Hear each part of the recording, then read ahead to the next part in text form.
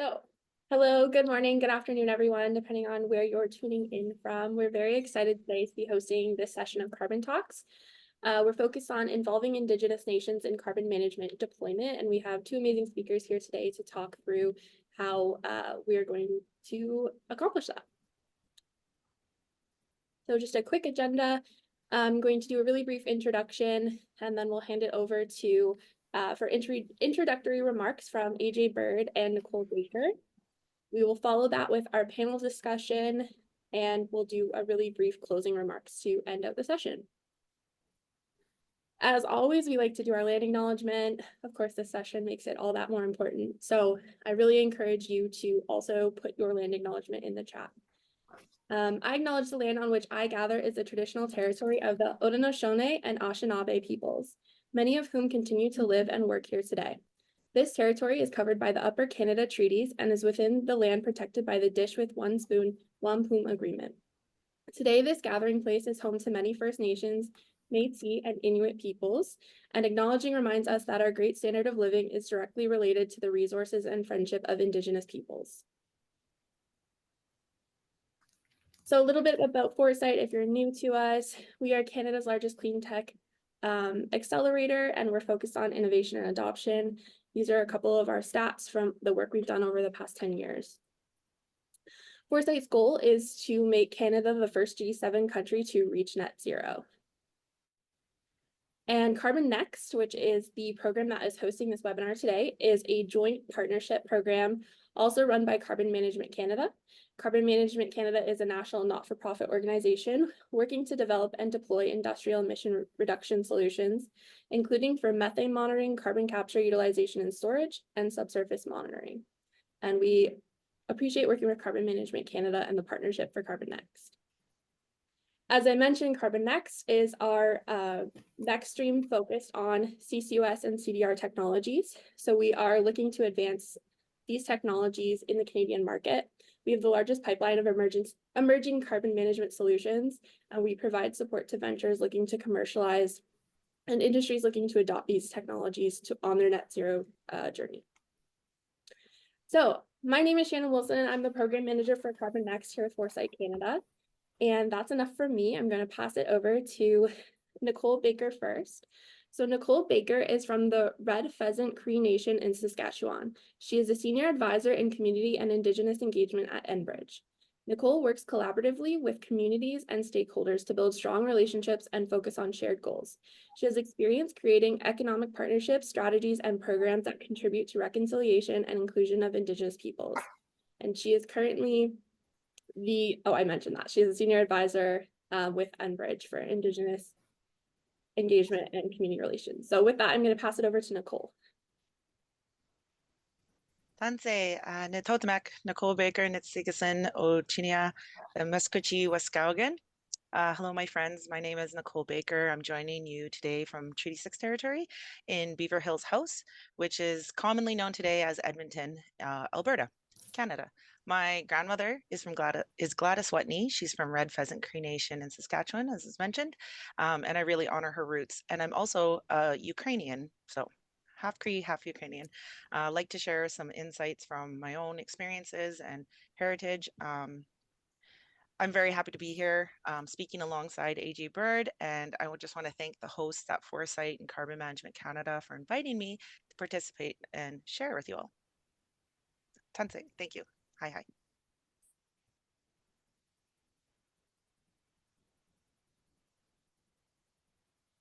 Feel free to jump into your part, Nicole. Okay, so I'm going to be drawing on my experience while working at Enbridge on developing the Wabamun Carbon Hub. It's to help inform today's conversation. It's by way of an example, and I hope to tell it in a bit of a story versus facts and bullets. So hopefully I can offer some insights and hopefully get some takeaways from it. So the Open Access Wabamun Carbon Hub is a collaborative carbon capture and storage project, also known in short as CCS, and carbon capture and storage technology plays a really critical role in reducing industrial emissions and is a really important tool that can help us tackle climate change. So Enbridge, like many other companies, it's on a journey towards reconciliation with Indigenous peoples by building stronger relationships with Indigenous nations and communities near our operations and where we work. And we've done this by setting out a number of commitments through our reconciliation action plan, and that gets reviewed annually to ensure that we're on track to meet the targets.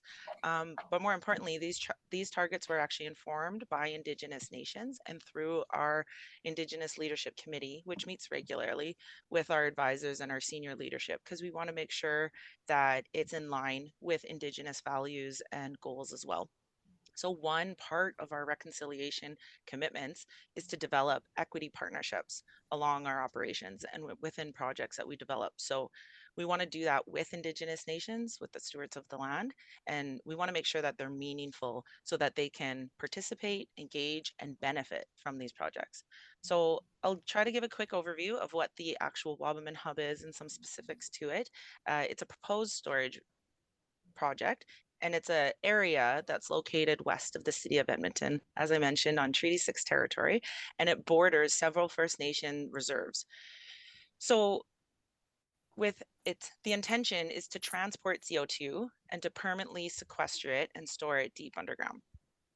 In Western Canada, we're very lucky, and in particular in Alberta and Saskatchewan, we have some of the best pore space in the world to be able to do CCS, which is in the Western Canadian Sedimentary Basin. And it's a huge geological formation which spans thousands of kilometers, and it has very porous sandstone deep underground, ideal for holding large amounts of carbon. So this basin is typically farther down, deep down, farther than oil and gas reservoirs, just for some context. So the Wabamun Hub, the hub is actually an area or boundary which is in close proximity to some industrial emitters as well. These emitters are not focused on oil production, but rather they're in the power generation and cement manufacturing spaces. So these are two critical components of our modern day society, which helps improve our quality of life as we rely on electronics for many of our day-to-day needs and technology like we're using today, and also cement being a huge construction material to help build our much needed infrastructure such as roads and buildings. So the cement industry tends to be a hard to abate industry in that the actual chemical process of making cement requires a lot of CO2 as it breaks down limestone. So it's not just about using fossil fuels or creating energy and having these emissions that we could transition off of into renewables or other clean energy.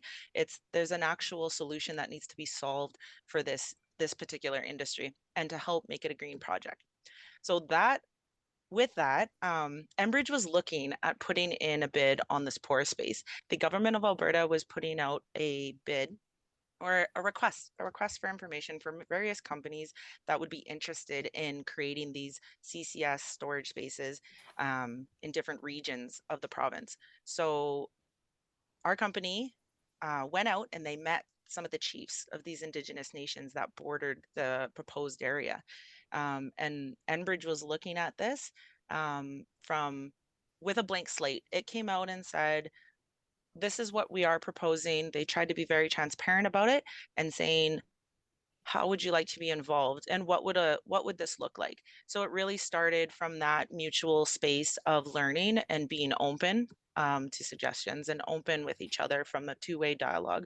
So while discussing this with the Indigenous leaders, they agreed that a partnership should really include an ownership piece in the project. So Enbridge met with the First Nations Capital Investment Partnership, which consists of Alexander First Nation, Alexis Nakota Sioux Nation, Enoch Cree Nation, and Paul First Nation, and they negotiated a deal that could see up to 50% or half of this project being owned by the Indigenous partners, and any other projects that get built in this hub down the road. So the Lac St. Anne Métis community was also included in the deal as they have strong ties to the land near the hub.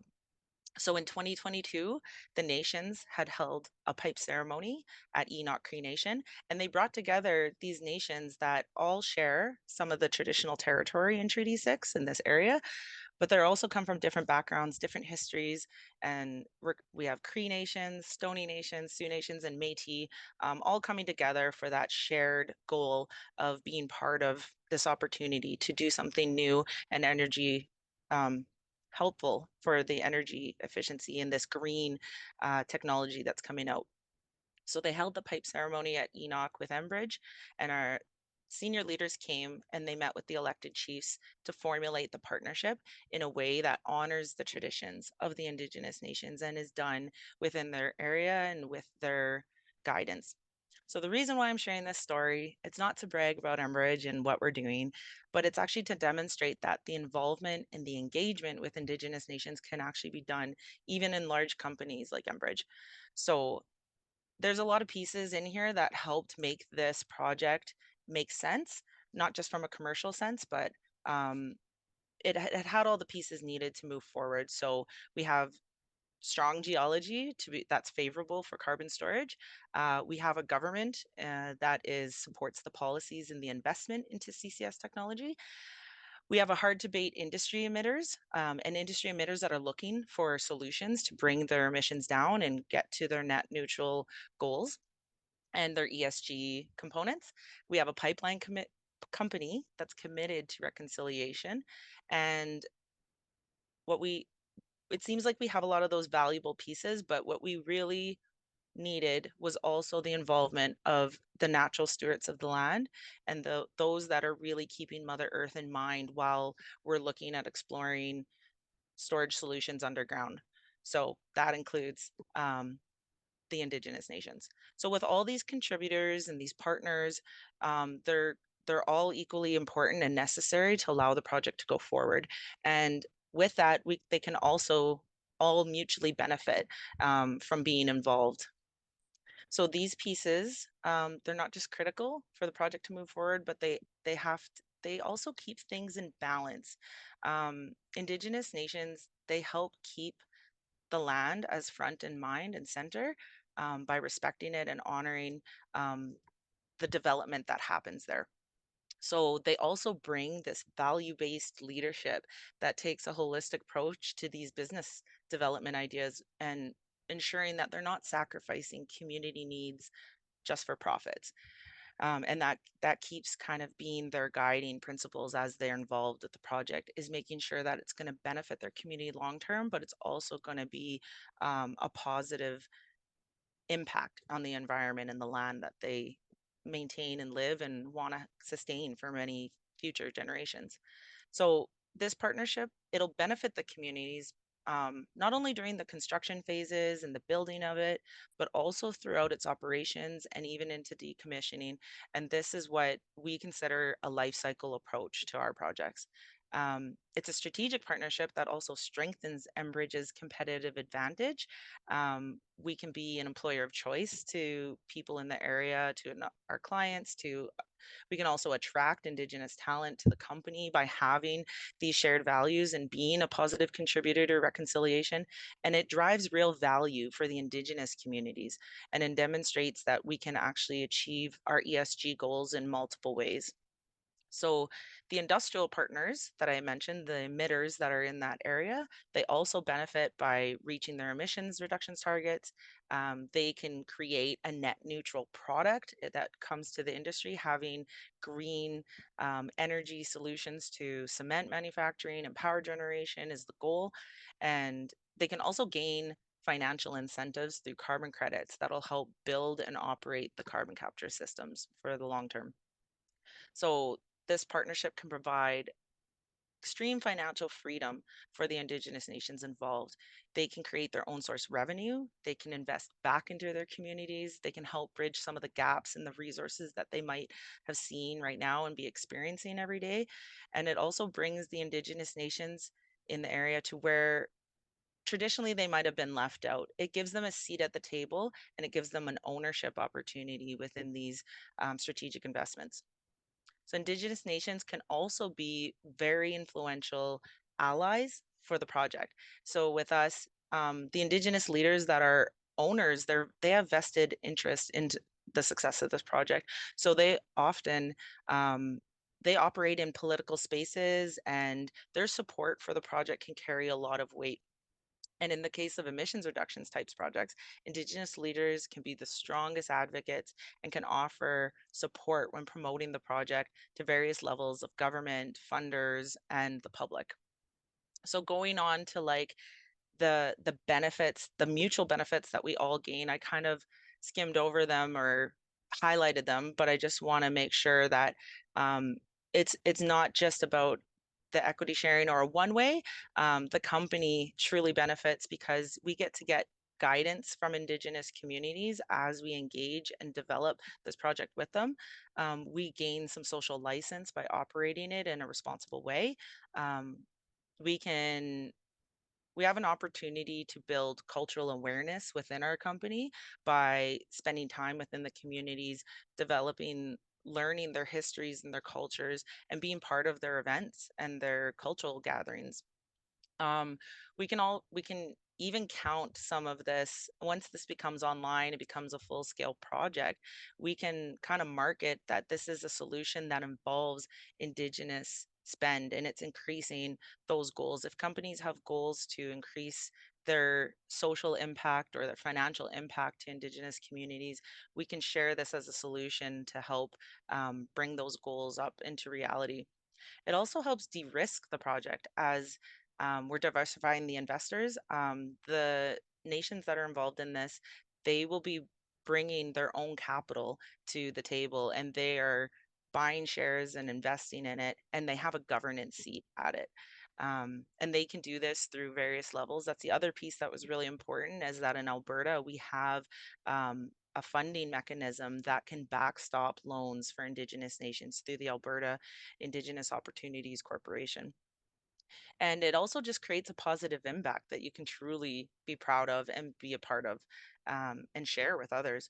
So, the ways that I can see meaningful engagement beyond just partnerships, of course, it's sharing that equity and that revenue, but you can support the business development activities to help structure those partnerships. So help thinking about how the capacity they might need to be involved in these partnerships. It takes a lot of legal services, advisors, capital investment. Like, is there a way that your company can support some of those business activities if you are looking at developing partnerships? There's economic opportunities for the Indigenous businesses through targeted procurement. At Enbridge, we have procurement policies that prioritize Indigenous businesses and helps them win the work to help construct this and even operate this long term. We also give social and community investment programs into the community, supporting that community to put funding and support into areas that's needed. Developmental resources also for those Indigenous partners so they can meaningfully participate in meetings and provide input. So we have regular meetings with the communities, and I often learn so much when I get to sit and hear and spend time with them and hearing their perspective. So it's really important to also create a safe space to have the two-way dialogue. Make sure that you're not just looking at it through your perspective or through your company's perspective. Make sure you're considering the multiple different perspectives from everybody around, not just your own, and also involving Indigenous knowledge keepers, elders, and experts throughout the project. One example of that is when we're out doing any kind of environmental surveys or studies, anything out on the land, we make sure that we involve Indigenous knowledge keepers or environmental monitors through contractors or processes that have them right there with us with our crews, because what better way than to have the actual stewards of the land being involved while you're doing surveys. You make sure that you have the technical or scientific perspectives, but you also have that traditional knowledge and understanding of the medicines and the plants and how that land has been for many millennia and how to keep and maintain the balance of it between plants and the animals and the ecosystem. So if all of that can be done right, these kinds of actions can facilitate meaningful changes that'll last for generations with the Indigenous communities and can also have a huge impact to the corporations and the companies that are involved in it. So thank you for letting me share my story, and I'll pass it off to AJ.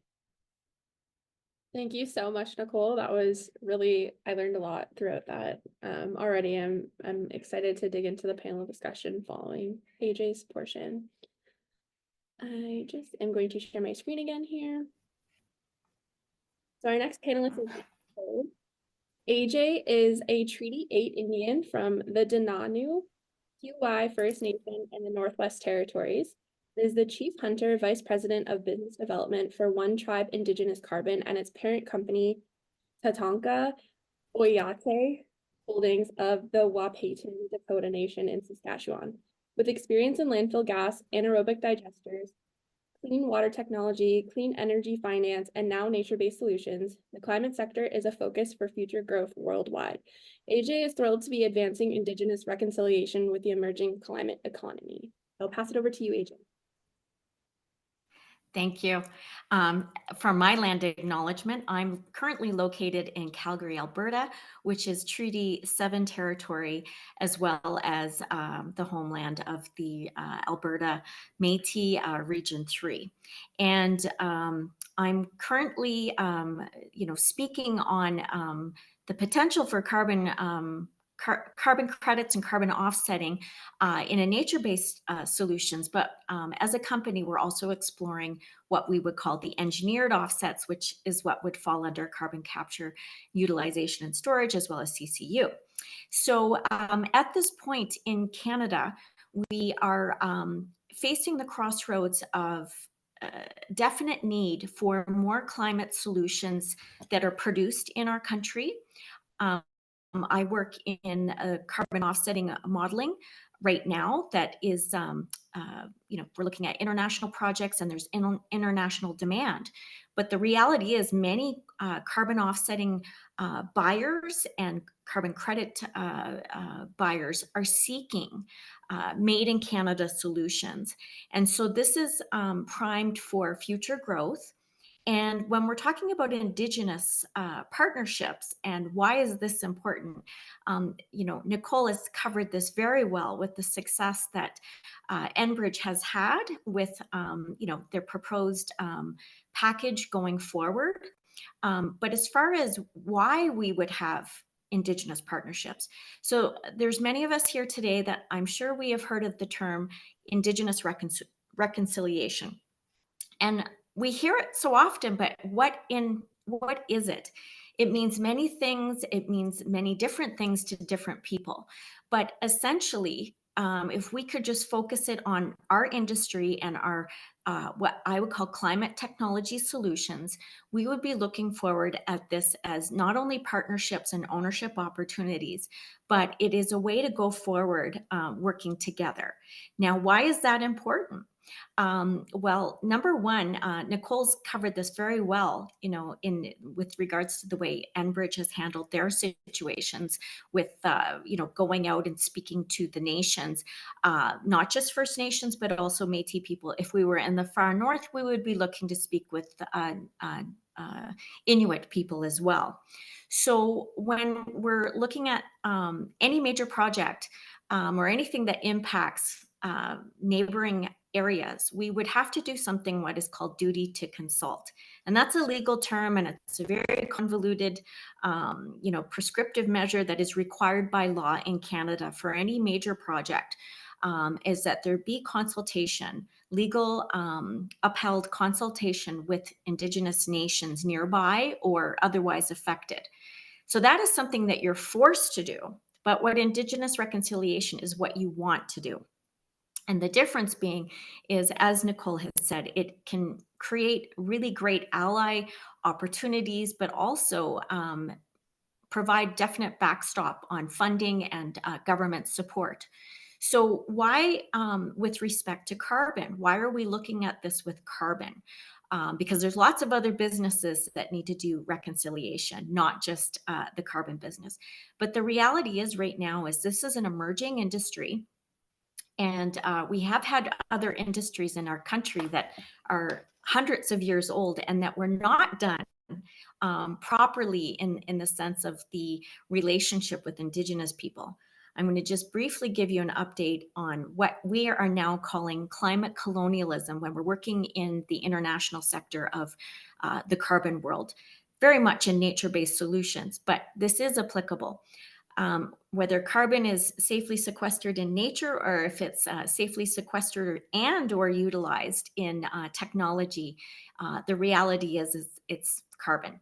So when we're looking at this from an international perspective, a lot of other countries are facing what they call, colonization is underway right now in the Amazon, and Indigenous peoples are impacted greatly.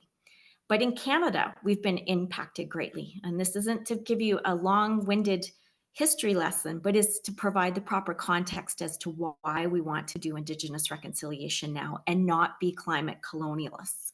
So in the past, we had something called the fur trade, the backbone of how Canada came to be as a country. And in essence, we had beaver pelts, for example, were secured from Indigenous peoples all across this country. And they were the ones that went out and did the hard work and basically were had their furs purchased by a middleman, a trader. And that trader then turned around and sold those furs to go across the oceans to then become what was not only a signal of wealth, but literally wealth for everybody but the Indigenous peoples, were the beaver pelts. So we do not want carbon to become the modern day beaver pelt where Indigenous peoples and their lands are being utilized and exploited for profit without any real ownership or partnership opportunities. So when I talk about climate colonialism and carbon, it's applicable to all sorts of carbon. But right now, when we're looking at carbon solutions going forward, they are not only going to help people locally, but they're literally a worldwide solution that needs to happen. And what is happening at the international level, some of you may have heard of something called biodiversity credits, but they're very much being looked at local. What is happening locally? So when you're working in Canada, you're going to be looked at what are your local relationships, what's your local impact. Back to Indigenous reconciliation and what Nicole has laid out very well was Enbridge's way of looking at Indigenous nations as partners and or owners, having an equity stake. Not only is that an advantage for the project, it's an advantage for your carbon, your products, whether you're creating energy or you're otherwise creating an offset or a credit, depending on which location you're at. And going forward, there's a huge worldwide demand for carbon offsetting credits. And there's a demand, depending on which jurisdiction you are in Canada, for a provincial credit. But the demand is there. What is not there is the current supply. So when we're looking at the supply, it flows into another procurement type opportunity. And the procurement opportunity is, we've heard plenty about ESG, environmental, social, and governance.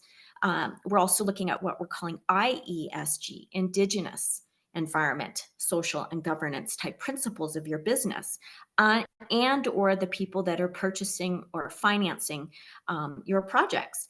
And when they have an Indigenous impact, they can also, very much satisfy their financial ESG requirements, and also a demand that I have as a carbon offsetting company. I have demand for Canadian offset credits, and I have a demand for anything that is produced by Indigenous peoples, because they are deemed to be a much more valuable, impactful, and basically, it's a bad joke with my last name being Bird, but you can kill two birds with one stone.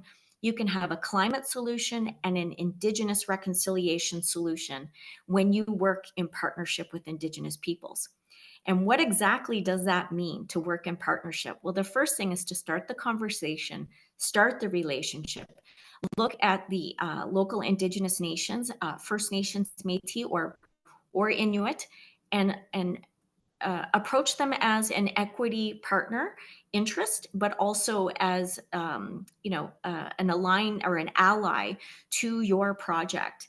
And quite often people are like, well, we don't know where to begin. Well, that's the best first thing you could say. If you don't know where to begin, you're admitting you don't know.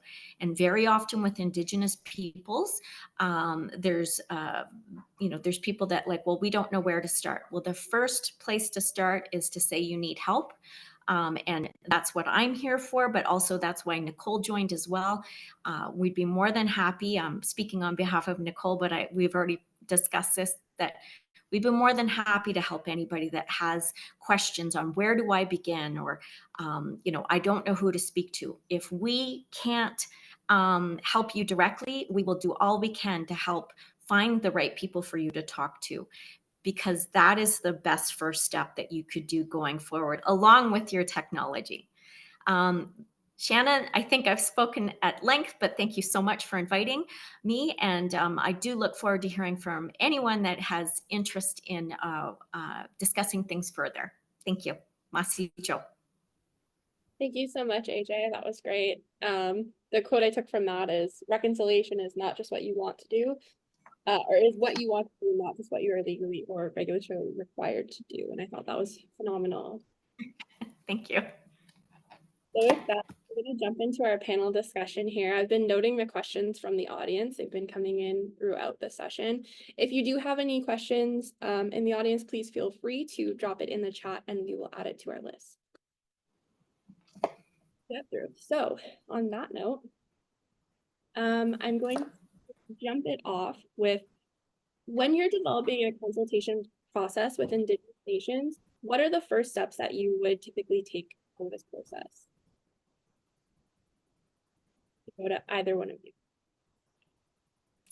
I'll just address the best first step, of course, is you should be identifying, obviously on a map where you're located, and do a wide swath around it. And do understand that there's things that, if we're talking with First Nations, there's things called reserves that will show up on a map.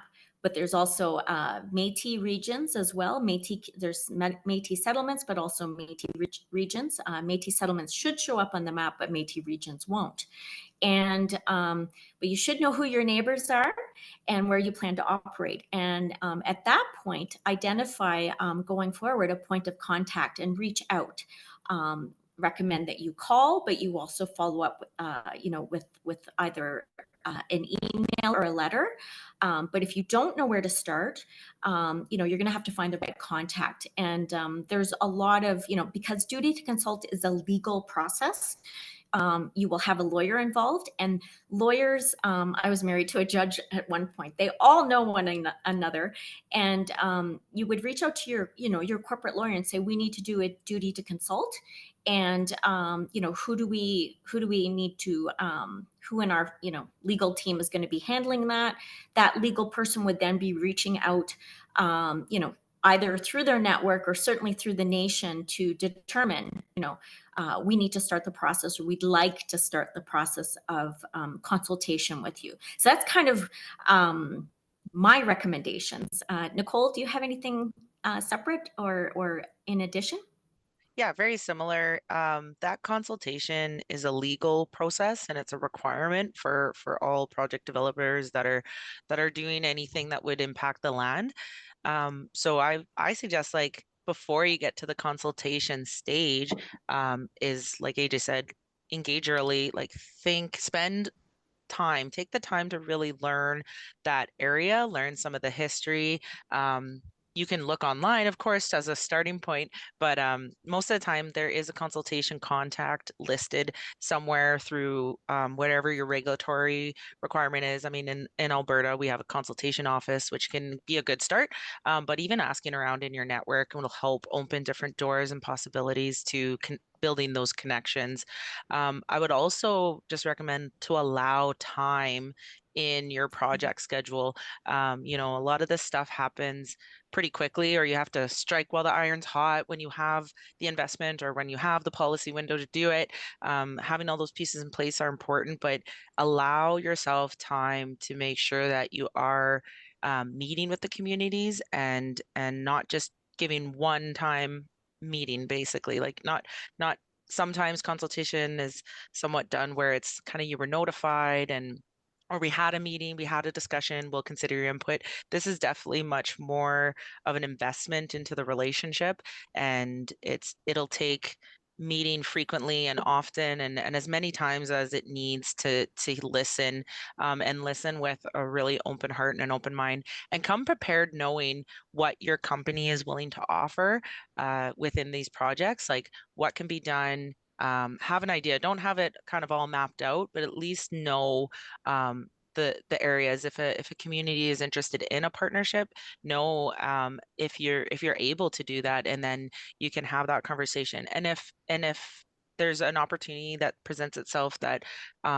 you cannot go forward, be honest with that, right? Just say like, that isn't something where we could go, but I really want to focus on this. It's better to be kind of forward and transparent and frank than to kind of beat around the bush or right? We want to make sure that we're being very upfront with what we can do with Indigenous communities, and they'll do the same with you. Yeah, and I should just add quickly before I move on, Shannon, is when I mentioned looking at the map, so you might see a reserve and think, oh, well, you know, we're 50 kilometers away. It doesn't matter. This speaks to what we call our traditional territories. So again, back to what Nicole was saying, you know, there'll be a list of, you know, depending on which jurisdiction you're operating on, and you know, by all means, reach out to the provincial government or territorial government that you're working in. They tend to have, the process more set out, locally as well. So that's what we'd recommend. But again, your legal team has to work on that, like more than anybody, to make sure that it satisfies legal requirements that have gone all the way up to the Supreme Court of Canada. So we definitely recommend that be done according to the right process that's been well laid out. Amazing, thank you. Kind of going further, someone asked about Indigenous practice of knowledge keeping and how that ties into these projects. For those of us who might not be familiar with what that is, can we get a quick understanding of what the Indigenous practice of knowledge keeping is, and then how that can tie in to these projects? I'll go. Okay. So as a Dene, and I lived in northern Saskatchewan for many years, was married to a Cree man, and we were out on the land all the time. We would call it like traditional knowledge, and very much it's handed down, for hundreds of years it's been handed down. So this is not new knowledge. And this is knowledge that is not just part of our culture, not just part of our history, but it's just literally like what you're expected to know if you're going to be out on the land. And out on the land can mean hunting and fishing and gathering, or it can just mean, any impacts that are going to happen near the land. So an example, in the far north, for where my family's from, we've been talking a lot about forest fires that have burnt up most of the north. Talking about how the elders, you might have heard that term, elders, how we used to deal with fire risk, right? That is traditional knowledge. Nicole, do you have something to add?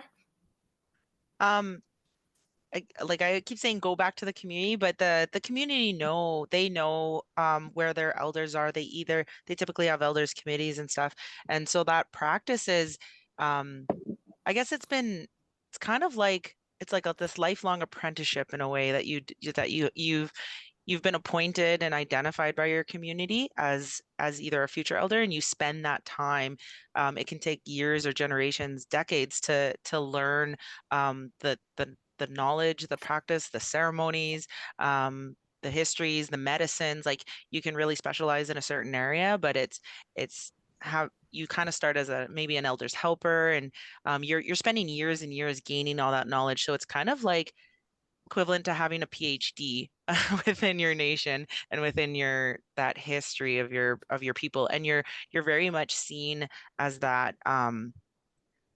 the messenger as well, right? Like people go to you for the wisdom, they go for guidance, for prayers, and then you're very highly sought after for also being that voice or that bridge for your community and in other spaces, like engaging outside of the community and with outsiders or external and communities and companies.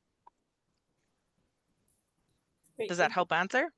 Yes, definitely. How can we support capacity building and knowledge sharing with Indigenous nations? Because we are sometimes when we're dealing with this somewhat more complicated carbon tech, how do we get that across to the Indigenous nations in a fair and equitable way? How can we support that? So I touched on it a little bit from some of my examples, but I would say from capacity building, I would say hosting or sponsoring like more learning forums, like the more that we can have together with Indigenous and non-Indigenous communities and that involvement together and knowledge sharing is hugely important. There's a lot of conferences that go on, and some of them are just general, like with net zero or with carbon capture, making sure there's spaces to have Indigenous speakers, not just in one single panel either, but how do you kind of weave that throughout those opportunities? Also with when you're meeting Indigenous nations, ask about their needs.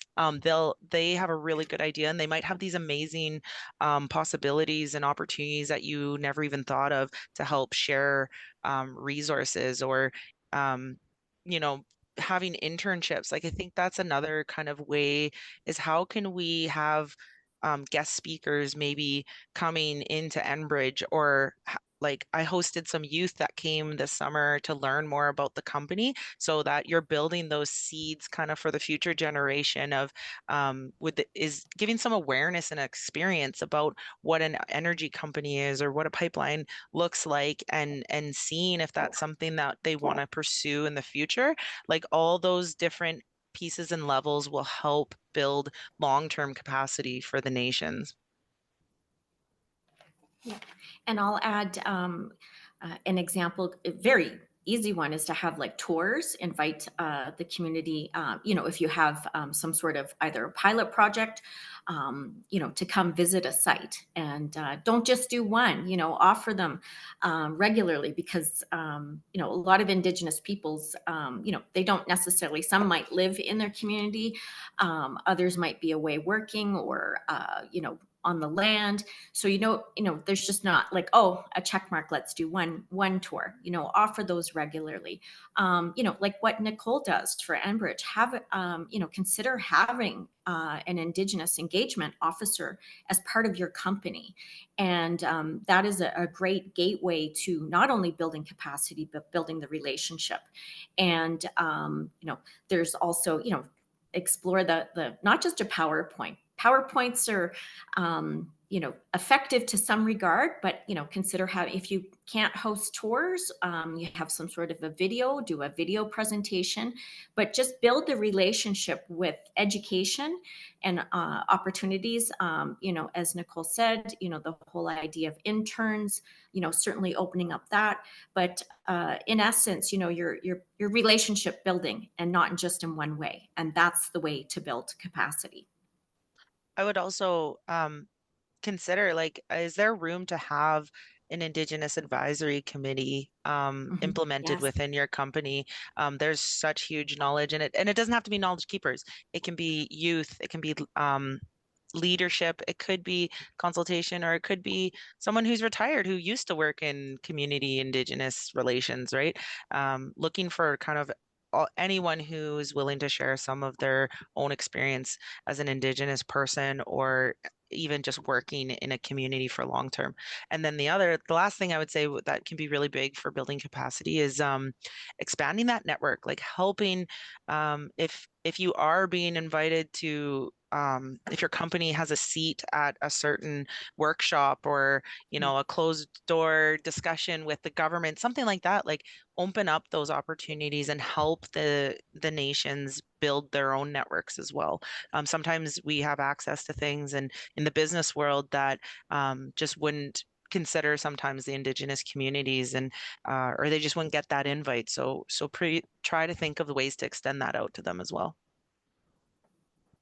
Amazing, thank you. And also, just from a non-Indigenous person, it's also very important for us to do the work and understand the history of these relationships as well. So I do recommend that companies and individuals go and explore and really take the onus to understand that from your own perspective, as opposed to relying on Indigenous nations to understand that. Exactly. Yeah, it's a two-way street.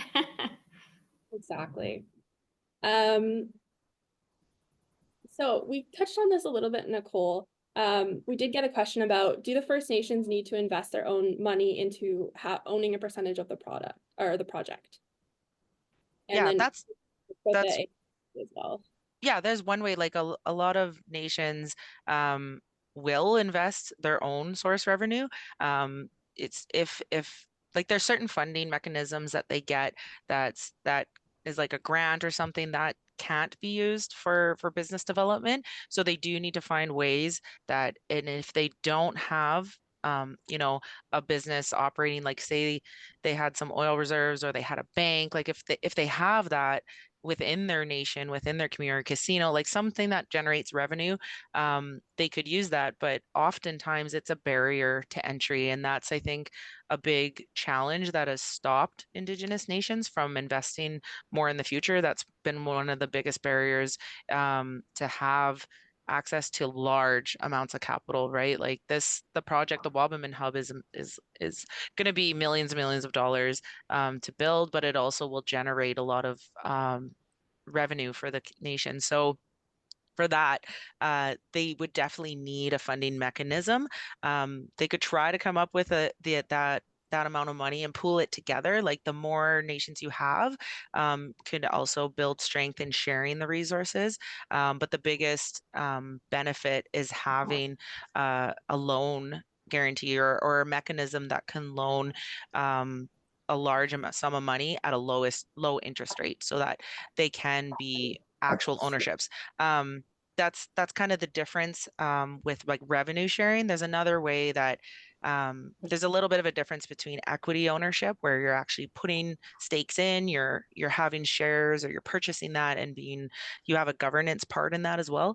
There's another way that you could do revenue sharing where you kind of enter into a bit of agreement that wouldn't necessarily need to have capital invested. It could be a business that you're already operating, you have clients or customers, you have it built and you're offering a service that's profitable and making money. So you could do a revenue sharing that doesn't have to have investment from the communities. And there's different ways to structure that, but it would be seen as, it could be a little bit of a lower risk in that the nations can be part of it without putting up a bunch of cash. And then but the downside is you may not get as much involvement. You might not get as much say in the projects, and it could be kind of cyclical. Like if you're in an industry that's only operating a few times a year, or you're only have a revenue share in a certain project, and then it ends after 8 months or a year. There's it's not as a long-term perspective. So, but there's ways to structure deals that doesn't just include having dollars from the nations. Yeah, I'm going to add to that a few things on, Indigenous business. So you can have different structures. Again, this is where lawyers come in, but also, your CPAs. But coming in, you can have letter of intents, financing that's conditional on, either a product being sold at X amount price, and the nation can either go and leverage and borrow from banks. Quite frankly, a lot of finance is very, very interested in financing clean tech ventures that have letter of intents to purchase products, whether they're the CO2 or the carbon credits or offsets. And that's a very effective measure that's happening. And quite frankly, a lot of the banks are actually out there purchasing carbon offsets themselves. So there's ways to, and we don't want to say be creative, but there's ways to think outside of what, just writing a check, having somebody write a check to you. But there's also a lot of government, I don't want to call them grants, but government funding. And a lot of times the nations are able to become in as partners with what is called in-kind contributions, which could be the use of their land or their territories. So again, this is strategic. And, if you're just looking for a nation to write a check, well, there's some that can, but by and large, most won't do that. But that does not mean that there's not an opportunity for substantive business relationship that can come with that, with financing. Thank you. We do have another audience question. So how can the Indigenous communities benefit from emerging carbon markets, and how are they taking the chance to cash in on these carbon credits as well? Maybe that's a question. Could you repeat the last part? Just, I couldn't hear it. How are they taking the chance to cash in on carbon credits as well? Okay, so I work in the carbon credit space, carbon offsetting space. Right now, there's significant interest by nations. I had a call with a government, provincial government, not so long ago, and they said all the time we're talking with First Nations and Métis communities, and they're very interested in getting involved in the carbon sector. So number one, what I can say for my company, we don't just do nature-based solutions, but at this point, if we were talking nature-based solutions or carbon offsets that came from sequestration, storage, renewable energy, if they are Indigenous created, they are in high demand, because that is exactly what most Canadian, buyers are like. Well, if I'm going to buy, carbon offsets or credits, I want to buy them in Canada first. That's the first demand. But then when they know that they could get a carbon offset that's created by in partnership or ownership by Indigenous peoples, they want them even more, because they're like, well, then I can contribute to Indigenous reconciliation. And I know when I buy that carbon credit or carbon offset, that nation or that community is going to benefit, instead of it going out into the worldwide market and being bought and sold as a commodity. So there's significant demand. What we need to get back to is more carbon projects, and we need to get to carbon projects that have Indigenous ownership. If something is 51% owned in partnership with an Indigenous nation by the Indigenous party, it becomes an Indigenous product, whether it's for procurement or carbon credits. Okay, so it's very important. And if you don't understand what an Indigenous business partnership is, then we definitely need to talk some strategy with people, because there's definite advantages to working in a 51% minimum Indigenous ownership or partnership, to create an Indigenous, product. And Nicole, do you have anything to add? I think that was great, and I think you're such a great source of knowledge for that kind of stuff.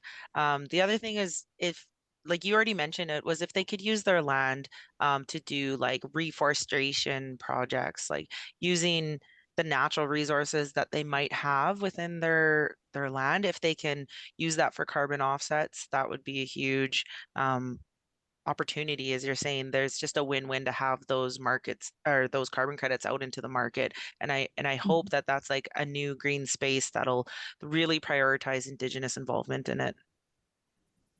Yep. Amazing. We're getting close to time here, so I just have one final question. Are there any pieces of advice or final thoughts or anything you'd point our audience to help them continue learning about this topic?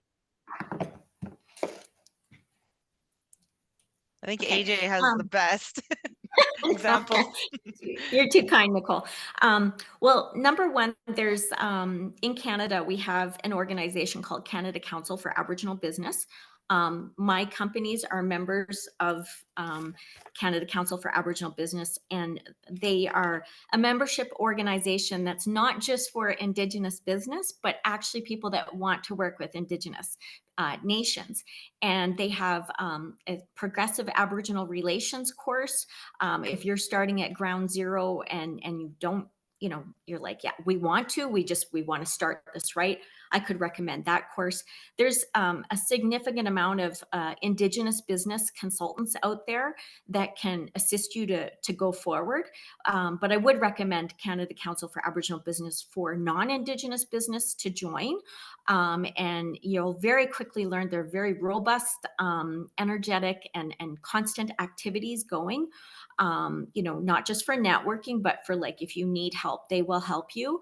It is, all across the country. And then there's other organizations that you can reach out to, at the provincial level. Like I know in Manitoba, I believe there's an Indigenous Chamber of Commerce. So, there's great ways to start the relationship. But yeah, I would start with CCAB just as a, I don't get a referral fee, by the way. But if you were to join them, I think that you would definitely see some results very quickly and be able to get the assistance you need at whatever stage you're at. Yeah, and I would say look for Indigenous businesses that the CCAB also has an Indigenous business database that you can look to, and it'll give a description of where they're located, what their services are.